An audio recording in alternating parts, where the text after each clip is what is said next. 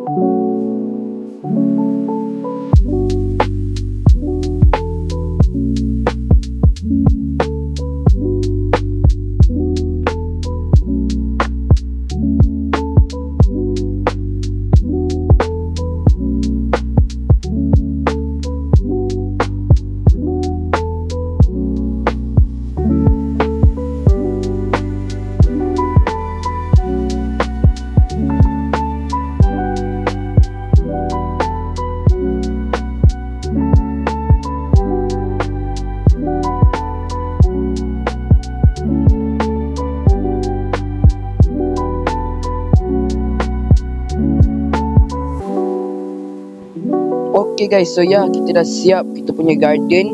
So garden saya ni tak adalah bagus sangat. Saya buat sikit je, so memang buruk sikit. Ya, sebab garden dia memang buruk pun. Saya pun tak tahu nak buat garden pun macam mana. Tapi korang boleh tengok sendirilah. Korang boleh rate garden yang buruk ni dari 1 sampai 10 ataupun 1/5 pun boleh. So saya sebenarnya nak tambahkan bumbung tau. Sebab kalau tak nanti bahaya kan. So jap, kita akan tambah bumbung dulu. Let's go guys. Alhamdulillah guys. So ya, garden kita dah siap. Saya remove pokok tu sebab buruk. So saya dah letak bumbung, kaca. So kita boleh letak barang-barang kita. Dan ya, itu sajalah untuk garden kita. Yang swimming pool pun biar saya buat lah. Sebab Rafikis pun dah tak ada. Dia pergi melancong tah ke mana, hilang lenyap masuk black hole. Dan sekarang kita dah siap garden kita. Jomlah kita review satu persatu. Okay, mula-mula kat sini kita ada bunga dandelion ataupun bunga matahari pun saya tak tahu ni bunga. Ni bunga juga, ini bambu saya tak silap. Ni bunga juga, ni ada bunga random. Ni daun kot, daun. Bunga lagi. Dan atas ni semua bunga sama sebab tak ada bunga lain. Lepas tu kita ada mushroom, kita ada bunga juga, ada mushroom bunga. Lepas tu kat bawah ni kita boleh sell. Okay, lepas tu ada macam kolam. Sebenarnya saya nak buat OB tau. Tapi tak apa sebab yelah, main je lah kan. Kita boleh OB yang pakai lily pad ni. Lepas tu korang nak boleh sini boleh. Lepas tu kita ada jambatan juga. So kalau korang boleh tengok tadi kan, saya nak letak macam rumah tau. Macam ada rumah tengah-tengah ni, kita boleh santai kan. Tapi saya cancel sebab nampak macam pelik. Dan ada jambatan juga untuk kita ke sini dan kita ke sana. Dan kita boleh plan. Kita boleh plan lah. Ya Allah. Okay, aku nak plan ni lah. Okay, so aku dah plan kot rasanya. Kita tengah plan. Okay, boleh plan lah. Okay, nice. Kita dapat skill baru, gardening. Nice. Kita tengok. Okay, nice. Kita just tunggu dia besar lah. Okay, so itu saja kot untuk garden kita. Dan ya, sekarang pun dah pukul 5 petang saya buat ni. So langsung saja kita akan berbuka terus. Let's go guys. Okay guys, so ya, makanan taco tu pun masih ada, masih untuk semalam. So kita makan makanan-makanan yang masih banyak ni je. Sebab saya mana nak masak. Sebab makanan ada, kita makan je lah. Okay, kita makan taco Rafiki buat. Rasa dia boleh lah. Tak adalah sedap mana kan. Sebab rasa dia biasa-biasa je. Saya masak lagi sedap daripada Rafiki punya. So kita makan dulu. Okay, habis. Ya, itu pun dah berbuka. Sekarang pun dah berbuka guys. So ya, itu saja kot untuk video kali ni. So ataupun episod kali ni.